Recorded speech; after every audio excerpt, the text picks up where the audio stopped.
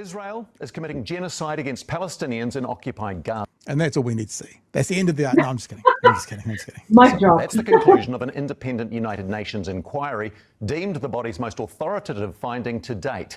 The Commission finding Israel has committed 4 of the 5 genocidal acts defined under international... Sorry, I do always like to do this. There is some photos and imagery in this video of buildings and stuff coming down.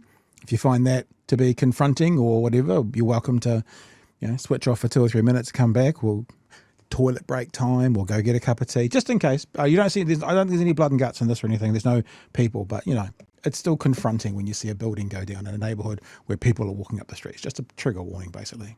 National law since the Hamas-led terror attack in 2023. Those are killing members of a certain group, including targeting civilians, causing them serious bodily and mental harm, including mass forced displacement, deliberately inflicting conditions calculated to destroy the group, such as blocking aid, and imposing measures to prevent births. Yeah, and so this is, I'm not the expert here, but this is for people watching when people say, why is it considered a genocide? There's 5 key markers. These are 4 of them, which this fills out. And obviously the one down the bottom, imposing measures to prevent births. Hospitals are being bombed and taken down. Now, obviously, that's not just to prevent births. It's to stop people getting any kind of medical attention. But the part that links directly to a genocide is trying to wipe out a people group. And so that's why it specifically talks about births rather than just any medical aid. So that's what that is. Israel was rejecting the report as distorted, false and anti-Semitic blood libel. It was launching a ground offensive on Gaza City, which it says is the last major Hamas stronghold. Hospitals in Gaza's largest urban centre reporting the deaths of nearly 70 Palestinians in 24 hours after an aerial bombardment, with many thousands more fleeing south from Israel's assault and famine. Corazon Miller reports. Gaza City under fire. Israel backing up weeks of heavy aerial bombardment with tanks on the streets. The expansion of its offensive making an intolerable life in the rubble impossible. How long will we remain like this? We've had enough. We no longer have the energy. Local health authorities reported dozens killed overnight, among them women, children, elderly.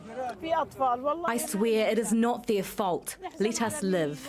Israel says it's doing what needs to be done to achieve. Just notice, talking about Israel and America, notice what they're driving there, whānau. That would be a Humvee.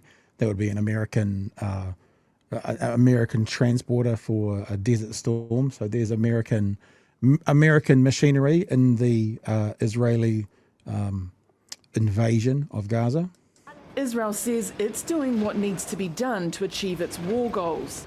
The objective of the operation is the return of hostages and the defeat of Hamas in Gaza City. But Israel's widening response to the Hamas-led terror attacks is drawing mounting condemnation. The latest from a UN Commission of Inquiry that says Israel is committing genocide in Gaza. Genocidal intent was the only reasonable inference that could be drawn from a totality of the evidence.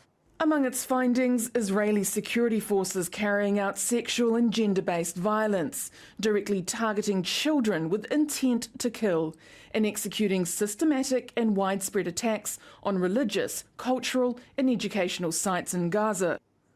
Today we witness in real time how the promise of never again is broken and tested in the eyes of the world.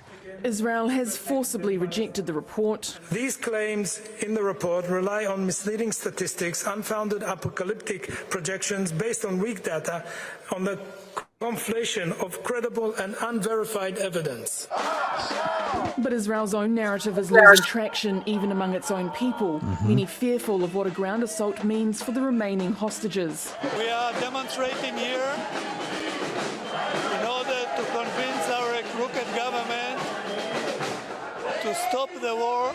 But right now, as those calls are ignored, it's Palestinians once again facing mass upheaval. We are exhausted. We are unable to live. We cannot keep moving from one place to another. In search of what many fear doesn't exist, safe haven on this small strip of land under tightening siege. Corazon Miller, One News. So That's the end of that part of the conversation. Nadine, you throw it to you first. You know, the UN has said yes, officially, genocide. Israel has gone, nah. Where does that leave us? I mean, truly, like, no words, right? So does that mean the UN is lying? Does that mean all the images and videos and news have been lying? I think we have seen a very big shift in the media here in New Zealand as well, and how they report what's happening in Gaza. I mean, yeah, they are committing a genocide. What else can we say, right? And when they keep playing the quote unquote Hamas narrative, you know, I mean, they just bombed a Freedom Flotilla boat in Tunisia in the middle of the ocean. They bombed Syria. They bombed Lebanon. They've bombed their negotiators in Qatar. Like, why is no one holding them accountable? They are a rogue state. They are a terrorist state, and someone needs to hold them accountable, right?